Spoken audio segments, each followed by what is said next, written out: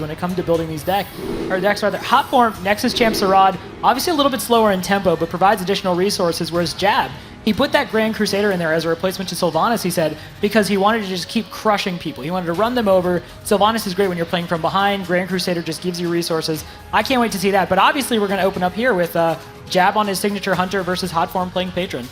That's right. I think if you're Hotform here, you're happy to get this matchup right off the bat. We've been seeing Patron Warrior beat mid-range Hunter in most games this weekend, but this is the deck Jab is known for. I bet you Jab is also happy to see this matchup. Yeah, he's beaten hundreds of patrons. You're absolutely right. I mean, this is a deck that he's very familiar with for many reasons. I mean, the fact that he's even playing Hunter first shows a comfort pick. You said it yourself, too, many times throughout this entire weekend, Raynad. The player that plays and specializes in these classes often feel like they're favored, so maybe Jab even feels good against the Warrior deck. Yeah, it's interesting to see in this matchup. Obviously, Haunted Creeper becomes a liability towards a certain point in the game against Patron, as does Mad Scientist. But Jab has clearly figured out kind of these key breakpoints as mid-range Hunter, where he can kind of equalize with spells like Unleash the Hounds, where he can combo it with Kill Command and turn to great effect. That's a great opening hand for Jab, and Hotform's hand, definitely a lot of situational cards that you don't want to see until later. Harrison Joan has targets, but a lot of times you don't have time to drop that. Warsong Commander, not a card you want to see till about turn 8. Battle Rage. Oh, wow. That is interesting, because Ram Wrangler is usually a card you kind of want to surprise your opponent with. They leave a minion on or leave a beast on the board, and then you surprise him with Ram Wrangler. Hotform has that information. He knows that Ram Wrangler is in Jab's hand, and he's basically got to clear beasts every single turn. Yep, King Zealot, very interesting tech choice. We don't see this in most Hunter decks, but it's a very powerful card. Against most lists, it has something like a 40% hit rate, but when you're here in the Patron matchup, what's the most expensive minion? Emperor Thorson, 2 Patrons? Yep. You're going to win the joust very often. Yeah, and there's not many minions to boot in general, and there's a lot of low-cost ones, so that way they get reduced in cost, allowed in combo. You're absolutely right, Raynad. That said, it's not like mid-range Hunter is also hitting the biggest curve in the world either. They usually top out at the Savannah High Mains, maybe a little bit beyond that. And Jab, it looks like he's going to favor playing the Freezing Trap here just to fill out the mana curve with the Web Spinner as well. I like it. Really force this Acolyte to not be able to easily collect value unless his opponent's willing to do some crazy extreme measures otherwise. Yep, his experience really showing here. He could have developed a little bit more on the board on turn 2 by playing Owl instead of Quick Shot, but he opts for the Quick Shot, respects the utility of Iron Beak Owl moving later in the matchup. That's right. He wants to catch Hotform off guard, maybe with a second unstable ghoul that Hotform expects to protect him, or something like another Acolyte of Pain to limit the card drop in Patron, because that is so important to do. See, Hotform's hand is actually a little bit clunky. He's got those 2 Warsong Commanders, which you usually don't want to see a single one, even at this point in the game, let alone 2. Grim Patron, too high to combo in terms of mana cost. And, for Hotform, it'd be nice to kind of draw into stuff like Whirlwind, draw into maybe more Battle Rage, Shield Blocks. Despite would be a great pickup if you could get it. Armorsmith is a pretty good one, though. Something really subtle that we didn't really even mention at the very beginning was that Jab has been playing this, slightly more aggressive in terms of trying to pressure the Patron War from the very beginning. He had the option of playing Web Spinner on turn 1, but instead he coined out the King's Elec, and as a result, the Elec did a reasonable amount of damage. I was looking at Hotform's life total, I was like, wow, he's at 18 already. That's not the most comfortable life total that you can expect from the Warrior just on turn 4. Absolutely, very heads-up play here from Hotform. A lot of people just refuse to play Warsong until it has a huge impact. But even seeing Ram Wrangler out of Jab, he chooses not to attack. That is interesting. He's gonna get punished. That could shape the game if he gets something really good off the Ram Wrangler. Oh, with no execute in hand for Hotform. What just happened? The Garzilla can immediately potentially end the game here if Hotform does not pick up an answer to it. I think he's going to let that... Well... You have to open with Battle Rage here. You have to find an execute. Yeah, that's really the only out at this point. There's no way to basically deal with it other than to execute. And he picks up a second Armorsmith with the Death Bite, so Hotform, he is in some hot water. Ooh. That's a technical foul. 2 points, 10 yards. Sorry. Whatever you want to call it. Redo first down. All right. Yeah, so Hotform not finding that execute is huge, and Savannah High Main is probably going to... Oh my gosh, or you could Houndmaster! Well, I mean, the Houndmaster seems pretty appealing, but at the same time, you can develop multiple threats behind the Savannah High Main as well. And it's like, well, now there's 2 minions you kind of want to execute. Right, if you Houndmaster here, you prevent those Armorsmiths from dealing with the 1/1 Spider. You prevent them from just getting armor, but... Oh, wow, he actually is going to trade that in. And wow, this board is crazy. Yeah, it's pretty insane. Turn 7 still is not before your opponent can go off with major combination attacks. And Hotform is looking at dying next turn because This Godzilla is out of control right now. Yeah, and it all started because he elected not to swing at that Haunted Creeper. I guess my question to you, Reynad, as someone who's obviously very experienced with this, do you think it was just kind of a reflex? I mean, high-level play. Yes. Do you believe that was something he did as a reflex to where you don't want to waste the axe charge on the Haunted Creeper and maybe just forgot about the Ram Wrangler? He may have recognized the fact that his hand is weak, that he was behind. It may have been a calculated risk where I'm just going to need Jab not to have this Ram Wrangler in order to win this game. So it's definitely a card that he could have had in mind and chosen not to play around. For all he knows, there's only one copy of that in Jab's deck. Ooh, 12 damage is not something you can easily recover from. Lotheb is also an excellent choice just to shut down any spells to have the warrior come back from this position. Hotform only has minions and weapons anyways, but that looks like it is lights out for game number 1, barring any kind of opportunity that we're not really foreseeing right now. We've seen over the course of this tournament, Lotheb has been so brutal against Patron, and Jab is going to take game 1. He's going to take a 1-0 lead over Hotform off the back of Godzilla on the Ram Wrangler. Calculated draw getting the Ram Wrangler out there and getting Godzilla. I mean, we can also look at our Godzilla as being the really flashy play here. You know, everyone's saying Ram Wrangler decided that game, but it's the idea that Ram Wrangler triggered, got a reasonable minion, because even if that was Stranglethorn Tiger, for example, you have that into the high main, into the Dr. Boom / Lotheb. There's a lot of pressure, and that's exactly why Hunters consider themselves sometimes favored against Patron if they can get that nasty curve that ultimately pressures Warrior out of the game. He did get that minion-heavy draw. It's exactly what you want to see from Jab, and it paid off. That's right. But you know what? What's a little fun without the Godzilla showing up here? I'm really excited to see, how Hotform's going to be able to bounce back, because that's really hard to, rebound mentally after you see your opponent get that Godzilla. We had an opportunity to sit down with Hotform with a few minutes with Rachel just to get his thoughts about his journey here to the America's Championship. Do you have aside from college, was there anything else that you feel like you had to put aside to take up pro gaming? Not really. It's pretty flexible. You have to do a lot of things, but you get to pick your own hours. So when other responsibilities come up, you can always make time for them, which I think is a really good feeling when I'm at this point of my life where there's so many things going on that I want to experience. I might want to travel for a month, and I have that option to do that, which it just feels a lot better than having a 9-to-5 job and being forced to be there every day. Pretty chill indeed, but you know what? I mean, it's one of those things where now that he's so close to the title, you can definitely tell that at least Hotform wants it. He wants to be the champion. I mean, it's so good for a stream title, right?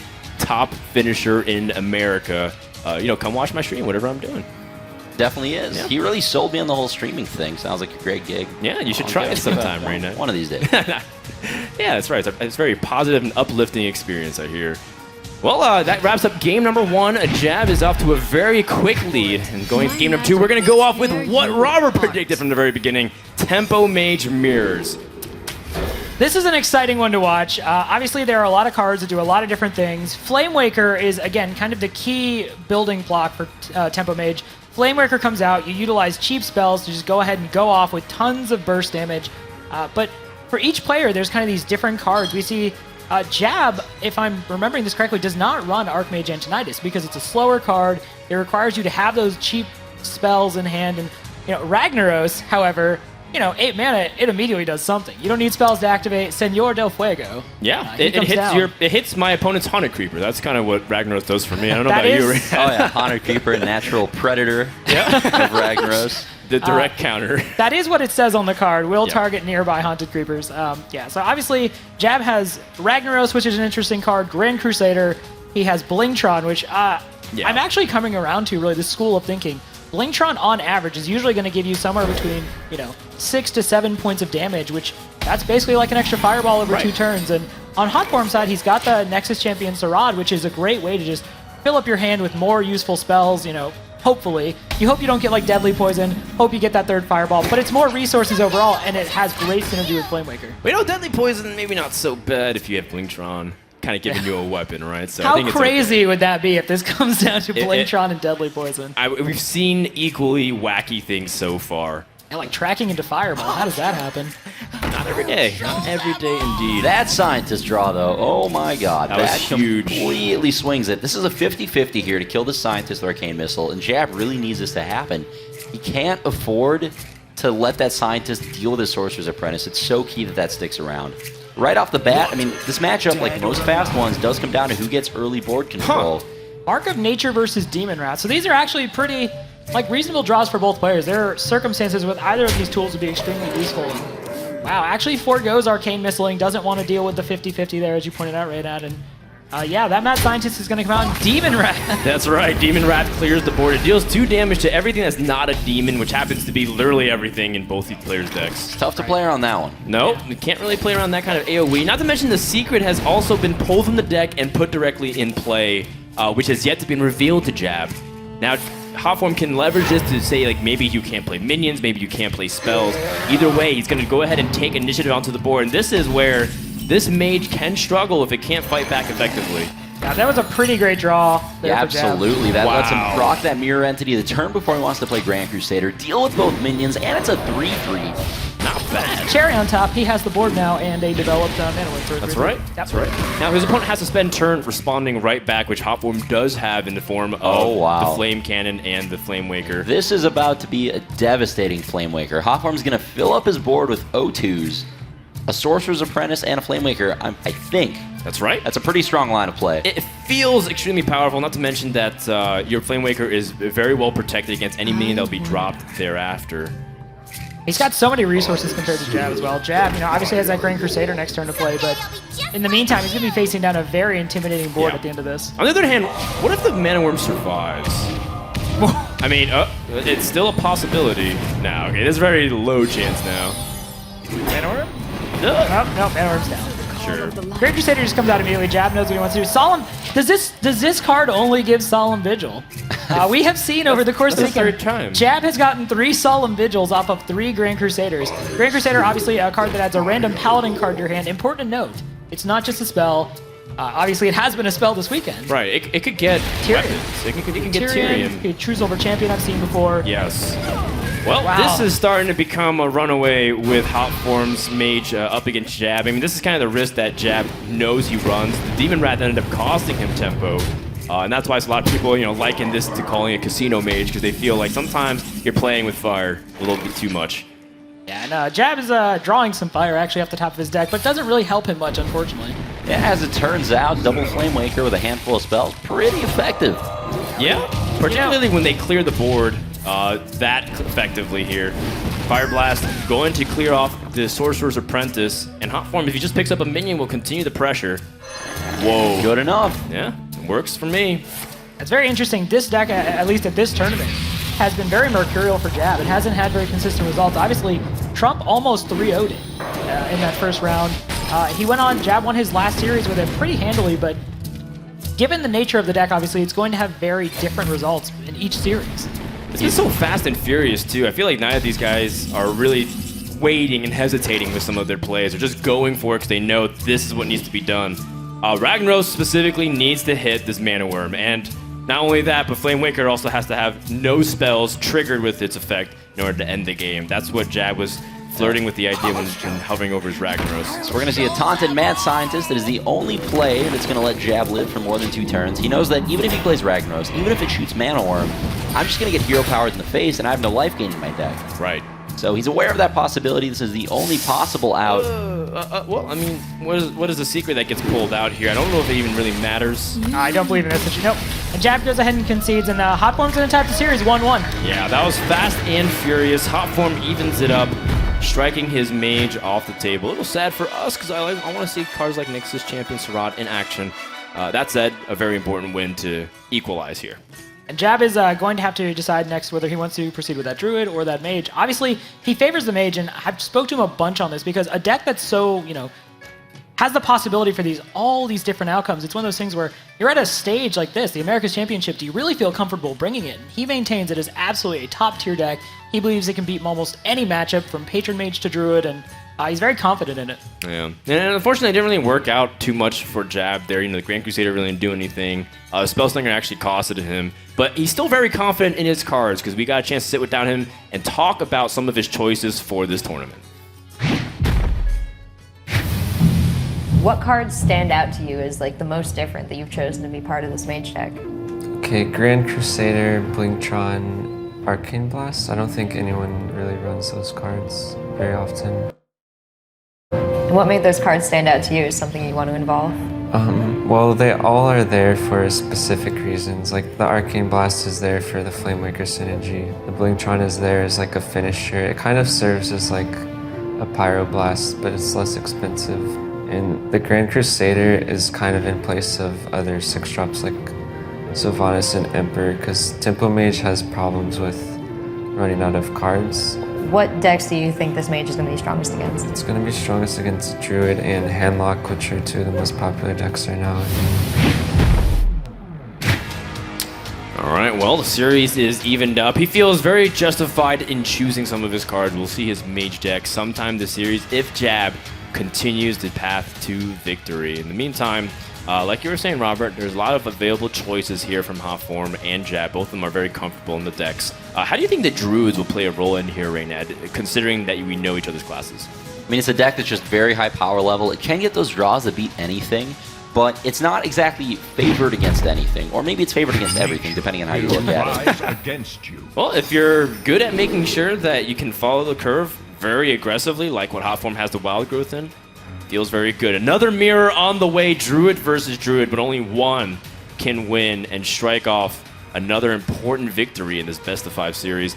Jab still does not have any ramp. He is going first, though, and that's one of the more powerful things. If you can get ramp while going first, you're going to be very far ahead of your opponent's mana curve and be able to plop threats very quickly. Absolutely. Hotform having that Wild Growth, though, he's likely going to keep the Wrath to kill off an opposing Darnassus Aspirant as well. This matchup really is all about the ramp. Who gets on board faster can usually snowball that into a lead, and when you can be the one attacking your opponent in the face while they have to trade with your minions, you get a huge edge. Yeah, that is a law written within the Hearthstone Constitution, but the addendum to that, which has been recently seen more often, is sometimes it's a little bit too much about ramp, and you have only ramp into spells, and you don't actually have something to follow up on. So there are two components to success, not only making sure to hit that ramp, but you have to make sure to have cards that you hit later on, like Ancient of Lore, or like some big threats that really help you continue to snowball your tempo. Yeah, it was kind of brought up earlier that Darnassus Aspirant has changed the dynamic of this deck and how it's built, but I also kind of want to point out that during the North American Qualifier Tournament, we were seeing a lot of Savage Combatant as a card. And these Druid lists we've seen today and yesterday, we haven't seen a single Savage Combatant. Oh wow, that Shade of Next Ram is such an exceptional draw that's going to kind of make the second Wild Growth obsolete, but Hotform is going to play a turn 2 Shade, turn 3 Shredder, turn 4 Druid of the Claw, and Jab is going to hero power and just feel sad. I mean, he might feel obligated to play minions on board for tempo like the Absolutely. big too. You have to just hope that Hotform doesn't have the Keeper of the Grove at this point. Yeah. And you know what, Jab not really wasting time, just going for the play. Same thing with Hotform too. It's very linear from this point on. Develop minions, try to leverage your board to fight back for tempo, but it's still not over yet because there are ways for whatever comes out of the Shredder to either have high impact or no impact, and ultimately your Shredder could have a much stronger, lasting board position. Depends on what comes out of it. Jab's going to take his time and decide, should I play this Darnassus Aspirant I just drew along with the Wrath? Going to decide against it because of all the 5-drops in his hand. He already has his next play planned out, doesn't need that extra crystal just yet. I like too that he took that big game Hunter and just went base. He's kind of decided, well, Hotform's got more mana than I do. I'm just going to go ahead and just start going base here. Unfortunately, Druid of the Claw going to put a big dent in that agenda. Right? It's a very interesting dynamic where you think maybe you just don't have good trades. So rather than put the burden on yourself to figure out how to trade correctly, you just put it on your opponent. We see the Innervate coming off the top for Jab. That could allow him to kind of equalize the situation. Oh, interesting.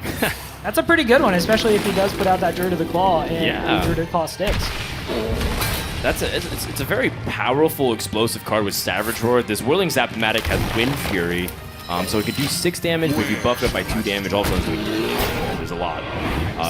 There are ways to deal with it, though. Yeah, Jab had the option there of playing Sludge Belcher, but he knows that Shade of Next Rams is likely getting in this turn, and if it's going to hit that Druid of the Claw, it's going to go to 1 health and die to his hero power in the future, potentially.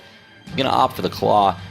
But yeah, this is just such a strong lead from Hotform, and here we really see that ramp advantage kind of snowballing the lead.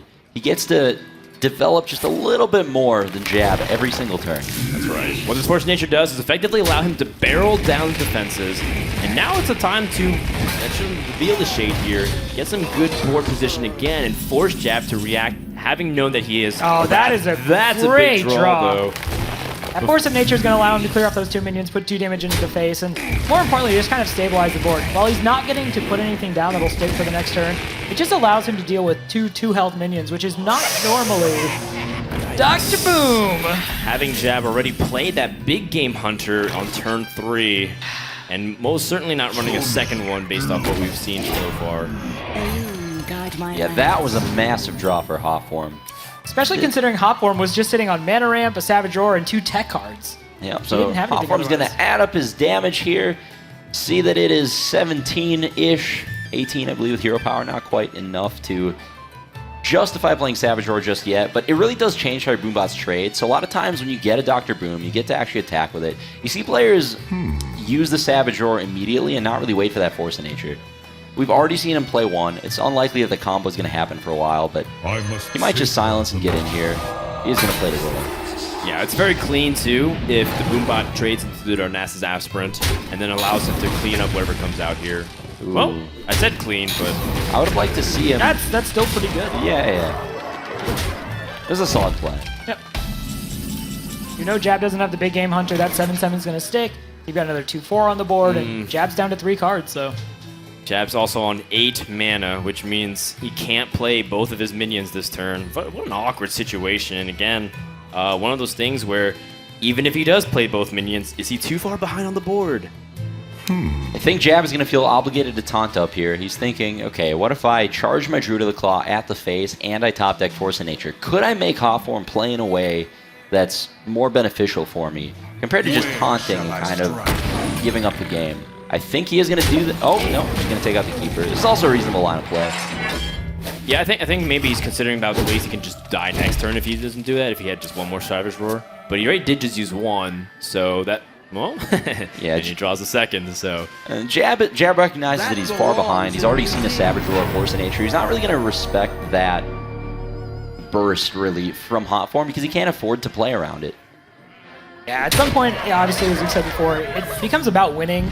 It's not about not losing. You just have to keep trying to press what you think gives you the advantage. And Reynad, as you brought up there, he could have just taken that cat right to the face, but he chooses to trade out a little bit there. Oof. This is just not Jab's game. No, that is not a good draw. Wasn't meant to be. It's not in the stars. However, I believe that does mean it is game, because with the Savage Roar, that is 11 damage just from that alone. And that should close it out. So Hotform takes game number 3 very convincingly in the Druid Mirror, and yet another important Mirror game won by Hotform. I just want to point out, we are one Hotform victory away from having an all-Canadian America's Championship final. Well, I mean Canada is a very good country at a lot of esports games in general. They're very well represented in a lot of games at the top level. And it doesn't surprise me that 2 Canadian players are fantastic enough at Hearthstone to get to the finals. And we're not there yet, though. I mean, don't write off Jab, Oh, no, the definitely. I American don't want... hero, just yet. Absolutely. Just got to point that out. It could happen. Did we have a 3rd Canadian player? Is it a 100% Canadian semifinals? That's a pretty good win rate. Yeah, it'd be pretty interesting if that was ended up being the case here. But I have a sense that Jab has plenty of fight left in him. An important win, too, because I think Jab wanted to line up his mage specifically against the Druid. I think he was hopefully anticipating trying to catch the Warrior instead with the Druid, and then be able to try to sneak in the mage versus his opponent's Druid instead. It's a pretty safe pick, right? Either you get the matchup you want, or you get a mirror match, which is pretty even. And yeah, just didn't get quite the draw he needed that time. But yeah, definitely not out of it yet. Patron Warrior, easy deck to come back from, and well, not easy, but possible to beat twice in a row for sure. That's right. Or, sometimes Patron Warrior can beat itself, too. And Druid is one of those classes that can take it out, as we've seen historically over the past couple of weeks. My big question mark is that mage deck, though. Like, what is it good against? Blingtron being weapon removal is also useful in that matchup, too. Being able to disable the Death Spike, or replacing it with another one. In some cases. Does absolutely help out. All right, Jab has not seen a piece of ramp in a while. He's going to need to throw these cards back, look for that Darnassus Aspirant, that Wild Growth. Those are the kinds of cards you really want against Warrior. Ramp up, put the pressure on early, punish them for using weapons to clear your minions by just taking too much damage. Yeah, that's right. In fact, we haven't seen him draw in a while, like you said, and he's going to really need that against the Warrior specifically, because Warrior will be passing the first couple of turns, generally speaking. They might place a minion onto the board at best, that's very small and relatively innocuous. So Jab needs to really capitalize by starting to take proactive behaviors by placing the Shredders into whatever 5-drop he has and so forth. Yeah, the win condition here for Hotform from the patron side, the usual way you want to beat Druid is to make a lot of patrons on turn 5 or 6. So it's very fortunate for him that he has that Inner Rage patron combo, 2 cards that you really wouldn't keep in most other matchups together, but in this case, that's usually the plan that patron warriors go for. Yeah, the reason being, of course, Druid doesn't have an easy time removing those targets through AoE. They don't have clean spread damage that does everything. Wow. Oh. Man, that is a lot of patrons on turn 5, or turn 6, depends on how he draws into the Death Spite. Yeah, Hotform's got a plan. If he plays Patron turn 5 and just triggers 2 of them, that is a little soft to Force of Nature. A lot of cards to think about there. But wow, that's a hand. Well, I mean, it's one of those things, too, where there's still a few turns that need to happen before we get to that point. So don't write off Jab just yet, even though we do see very appealing cards. Those are the turns Druid's going to use to get ahead. He's going to develop as many minions as he can, put on as much pressure as he can, and just try to put Hotform in a spot where, okay, you're going to make a lot of patrons. I'm going to threaten lethal next turn. Yeah, with 2 Savage Roars, that's more than a possibility, considering that each Savage Roar amplifies damage significantly the more minions you have. If you have 3 minions on board, a Savage Roar is plus 8 damage. That's incredible amount to potentially just end it right there. It's interesting to see him kill that Loot Hoarder there. Having Harrison in hand for Jab is usually something you're very excited about against the patron. But as we know, Hotform just has 2 Inner Rages, has a Whirlwind, so unfortunately, even having that Harrison isn't going to necessarily afford him the advantage he's definitely looking for here. Sludge Belcher is a good play, however. Oh, we see an Inner Rage come out. Wow. Hotform acknowledges that, you know, I'm going to be able to make a lot of patrons with or without this. Let's slow down this Druid deck as much as possible. I'm falling behind, don't have weapons. It's a very reasonable play. Fair enough. And then also slow his ramp, too, so he's not hitting another 5-mana minion that's going to be hard to deal with, whether Druid the Claw or another Belcher. Very reasonable indeed. Hotform, of course, presented with a pretty awkward choice. Like, Harrison Jones doesn't really do anything against Druid, ever. So the idea that you play it now so that way it's a minion onto the board is very reasonable. It's a pretty good stat line on that minion, though. It does usually contest Sludge Belchers, but it is going to give Jab a target for that swipe. He didn't really have a great play this turn otherwise, unless he wanted to play a Harrison for no value. But yeah, just going to swipe it off, put some pressure on. And these 2 Savage Roars, each representing 6 damage as long as Jab has 2 minions on board, so that's a lot of burst. Yeah, I want to bring up that Keeper of the Grove play real quick, where he played it and just actually did 2 damage to Hotform's face. Keeper of the Grove, because it has 2 attack, can become a liability later once the patrons start getting made, and he needed to have something to continue to put on that pressure. So a lot of the times, Keeper of the Grove is something you want to hold for silence or to possibly trade out a minion. It's seldom that it just goes to face, but in that context, it makes a lot of sense. And yeah, of course. You're absolutely right, Robert. I mean, one of those things, it's a very easy thing for beginning players to just feel like, well, you know, this Keeper that goes supposed to do some really cool things like silence an Acolyte or, you know, shoot down a 2-health minion. But it also represents 2 damage every single turn, an additional 4 with Savage Roar. So you have to keep that in mind as you're trying to pressure. Speaking of really cool things, Emperor Thorsan just came down. He's going to discount every single card in Hotform's hand by 1, and obviously Inner Rage doesn't get cheaper, but everything else. Jab recognizes that Hotform can do a lot next turn, but he also knows that Hotform doesn't have a Deathbite yet. A lot of times, what the Patron Warrior will do is it'll use the setup turn to put a Deathbite to 1 durability, and then go off the turn after that. So Jab is thinking, okay, I can kill this Emperor Thorson now, but maybe I just innervate this Dr. Boom. Maybe he's not going to go off because he doesn't have that Deathbite set up yet. I think at the same time he also recognizes what Patron can do with 2 turns of Thorson. Well, I think you have lethal the turn after, right? Let's say you boom. Yeah, that's true. 2 Savage Roars with 4 minions is 10 damage each. I mean, that's basically his life already. That's a very good point, considering that you would be attacking this turn. So even if he removed Dr. Boom with like Slam, Execute, and continue to move on with his life, he wouldn't be able to actually, because Jab would surprise him. So there is an argument there.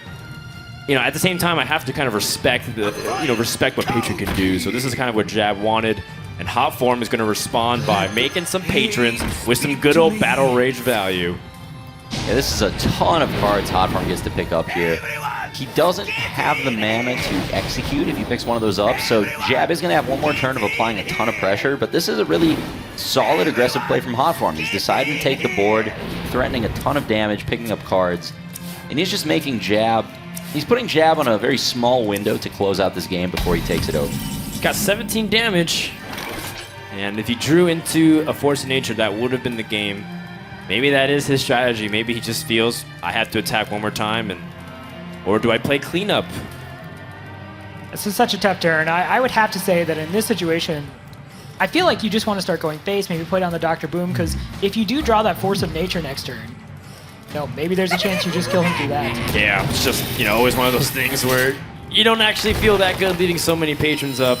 I wouldn't blame Jab if he ended up clearing, but I also do like the aggressive route considering you do have 2 Savage Roars.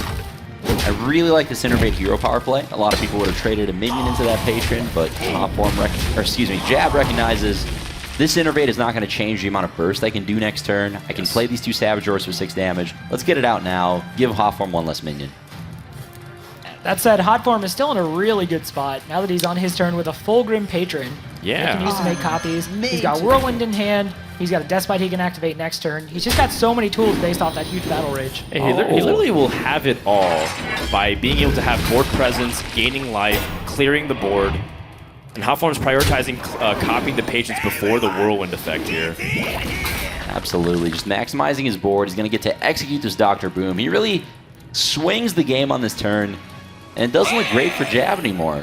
No, there was a small, fine little window, and Hotform is in a pretty dominant spot now that he's going to be able to once again clone the patrons. And that is the ultimate win condition that you're mentioning right now. This is starting to get way out of control. Boombots do manage to revenge kill one of them, but 2 full health patrons is still problematic. So to a lot of people, it seems like this was kind of an unavoidable situation for Druid, but if we go back a couple turns to the turn where Hotform played that Emperor Thorson, Jab had the option to innervate that Dr. Boom instead of killing the Emperor. And I don't think at the time Hotform had the Execute Whirlwind, and I think Jab would have actually had lethal the turn after, and it would have looked like a very one-sided game in the other direction. So those small decisions, or rather big decisions, changed the game in huge ways. Yeah, ripple effect has trickled down here, and Jab has lost complete control of the board and is in danger of just dying if Hotform picks up the Warthog Commander. That's going to wrap it up. We have our second finalist in the Americas Championship. It is Hotform representing Brute. And for